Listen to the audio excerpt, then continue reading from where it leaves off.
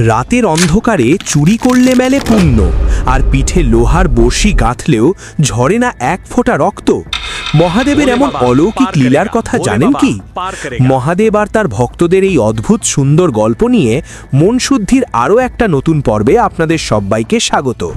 চলুন আজ হারিয়ে যাই চড়ক আর নীলপুজোর এক গায়ে কাঁটা দেওয়া অজানা কাহিনীতে।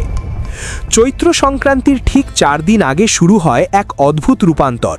প্রথম দিনে গ্রামের অতি সাধারণ মানুষগুলো তাদের প্রাত্যহিক জীবনের মায়া ত্যাগ করে সন্ন্যাসী বা ভক্তা হয়ে ওঠেন।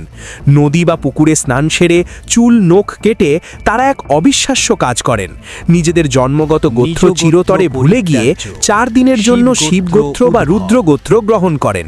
নতুন পৈতে বা উত্তরীয় পরে তারা হয়ে ওঠেন মহাদেবের একেবারে ঘরের লোক।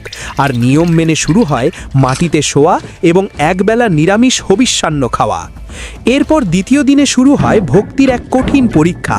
মহাদেবকে তুষ্ট করতে এই সন্ন্যাসীরা ধারালো বটি, খেজুর কাটা বা জ্বলন্ত কয়লার উপর ঝাঁপ দেন, যাকে বলে ঝাঁপ।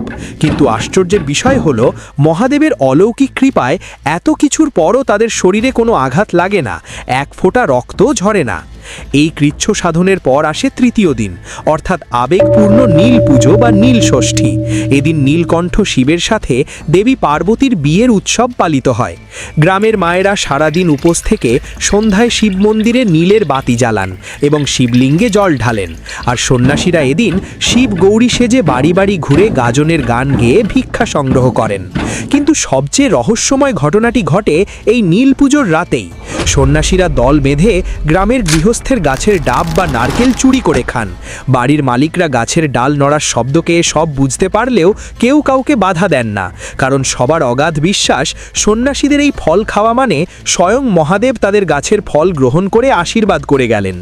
এরপর চতুর্থ দিন অর্থাৎ চড়কের মূল দিনে মাঠের মাঝখানে পোতা লম্বা চড়ক গাছে সন্ন্যাসীদের পিঠে লোহার বড়শি গেঁথে দড়ি দিয়ে শূন্যে ঘোরানো হয়, যাকে বলে 1.5 ঝাঁপ। শূন্যে ভাসতে ভাসতে তারা যেন একেবারে কৈলাসে মহাদেবের কাছাকাছি পৌঁছে যান। সব শেষে বিকেলে আসে ঘরে ফেরার পালা। সন্ন্যাসীরা আবার পুকুর ঘাটে গিয়ে জলে স্নান সেরে তাদের ধারণ করা পবিত্র পৈতে ভাসিয়ে দেন। এর মাধ্যমেই তারা মহাদেবের শিব গোত্র ত্যাগ করে আবার ফিরে যান নিজেদের পুরনো গোত্রে এবং চিরচেনা সাধারণ জীবনে।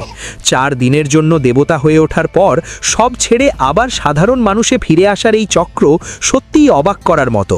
আমাদের আজকের এই অজানা তথ্যগুলো আপনাদের কেমন লাগলো তা কমেন্ট করে অবশ্যই জানাবেন। আর আপনি যদি মহাদেবের সত্যিকারের ভক্ত হয়ে থাকেন তবে ভিডিওটিতে একটি লাইক করে কমেন্টে হর হর মহাদেব লিখতে একদম ভুলবেন না।